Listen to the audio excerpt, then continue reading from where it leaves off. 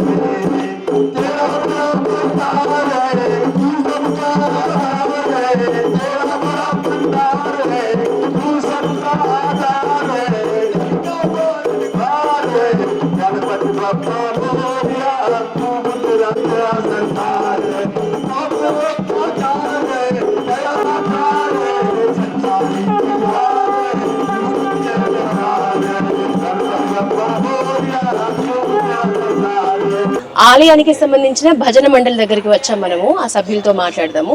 నమస్తే అండి, మీ పేరు? సురేష్ ప్రసాద్ మిశ్రా. ఏజ్ 73. 73. మీది? రామ్ రెడ్డి. ఏజ్ 73. సంజయ్ కుమార్ 51. 51.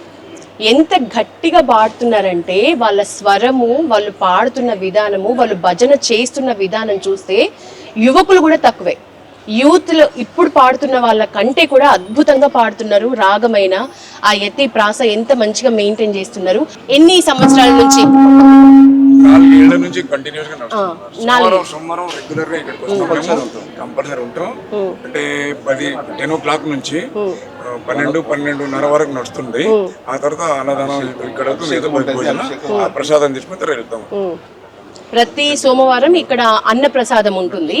అన్నప్రసాదానికి సంబంధించి ఆ టైం అయ్యేంత వరకు కూడా, ఉదయం నుంచి అన్నప్రసాదం టైం అంతవరకు కూడా దేవుణ్ణి స్మరిస్తూ ఇక్కడ భజన చేస్తూ భక్తులు కూడా ఎవరైతే వాళ్ళు పాడాలి అనుకుంటున్నారో, కాసేపు ఆధ్యాత్మికత భావంతో ఉండాలి అనుకుంటున్నారో వాళ్ళందరూ ఆటోమేటిక్ గా వాళ్ళకు వాళ్ళే వచ్చి. మీరు సభ్యులు ఎంతమంది ఇక్కడ?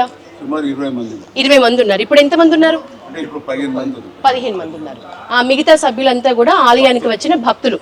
వాళ్ళు ఇష్టంగా వచ్చి కాసేపు భజన పాడుకుంటున్నారు. ఇది ఒక అద్భుతమైన ఘట్టం అని చెప్పొచ్చు ఈ ఆలయంలో. ఎందుకంటే చాలా ఆలయాల్లో మనం ముందు ఇంట్రోలో చెప్పుకున్నట్లు తమ ఉనికిని కోల్పోయి చాలా ఆలయాలు కూడా కుచించుకుపడ్డాయి. ఇప్పుడు అన్ని చోట్ల కూడా ఇట్లాంటి భజన మండపాలు కానీ భజన కార్యక్రమాలు కానీ జరగట్లేదు.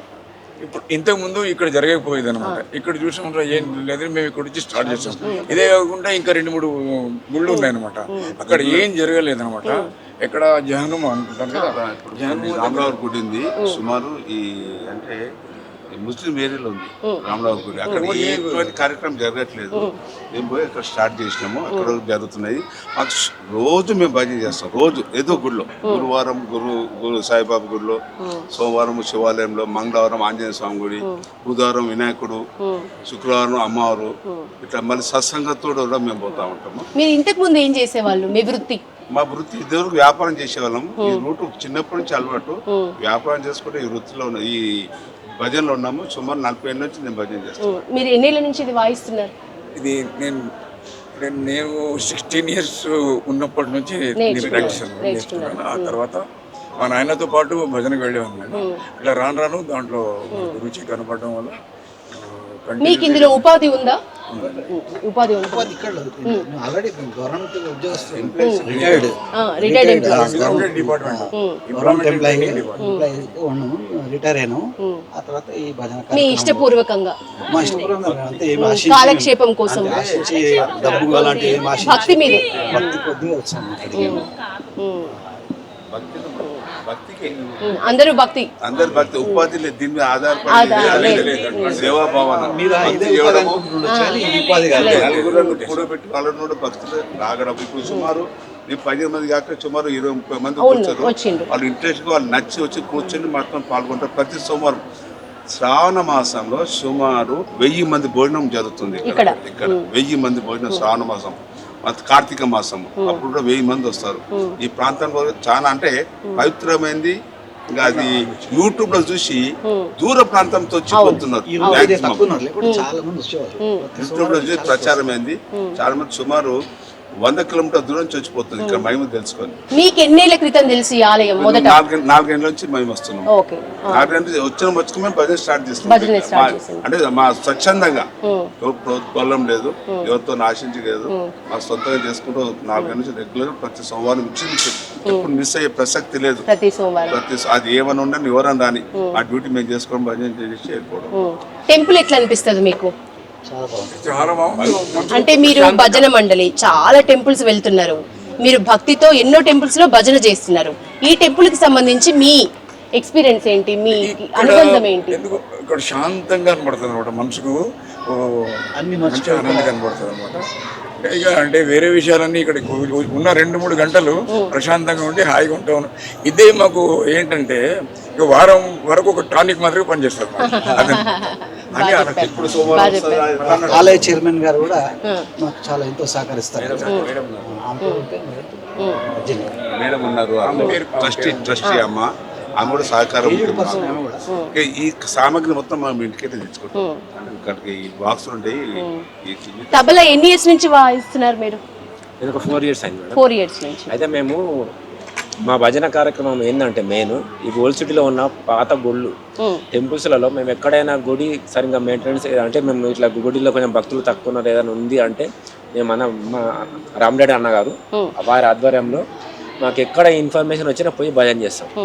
ఆ గుడిలో మేము ఒక ఇదిగా పెట్టుకున్నాం, దానికి ఒక గోల్గా పెట్టుకొని పాత బస్సులో ఉన్న మన హిందూ దేవాలయాలు కొన్నిట్లలో అసలు ఆలయపాలన లేకుండా భక్తులు వెళ్ళకుండా కొన్ని సౌకర్యాలు లేకుండా ఇవన్నీ దీనివల్ల రామరెడ్డి అన్న గారు దాన్ని కంకణం కట్టుకొని మనం పాత బస్సులు ఏవైతే మందిరంలో ఉన్నాయో మన వెనకటి గుళ్ళు ఇప్పుడు ఈ గుళ్ళు అయితే ఇప్పుడు కావు మేడం, ఒక 400-500 ఇయర్స్ గుళ్ళు.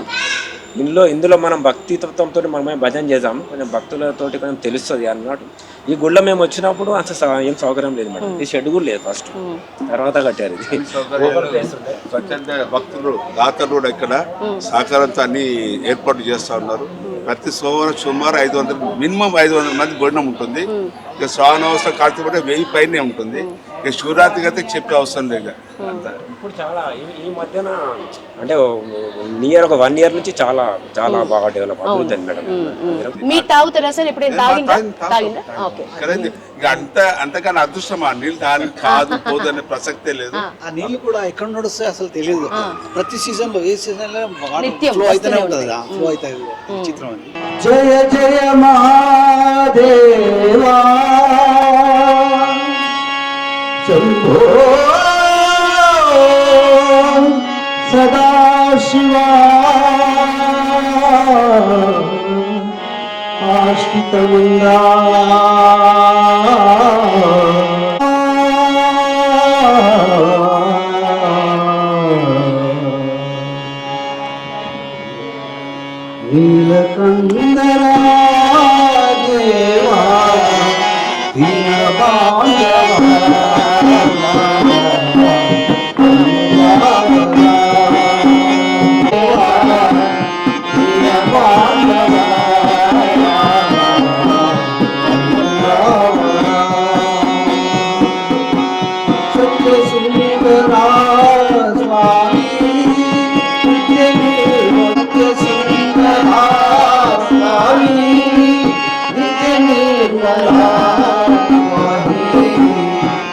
నీలకందరా దేవా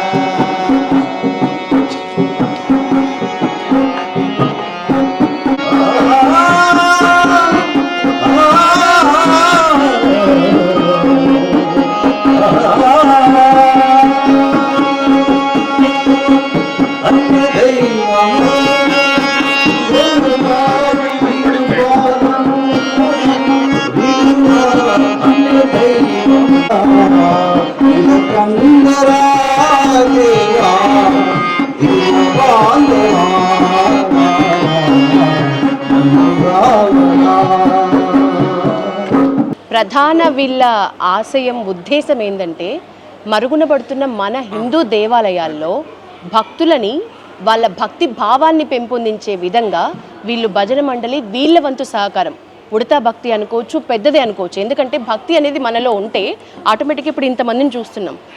చిన్న పెద్ద వృద్ధులు, చిన్నపిల్లలు, ఆడవాళ్ళు అందరూ కనిపిస్తున్నారు.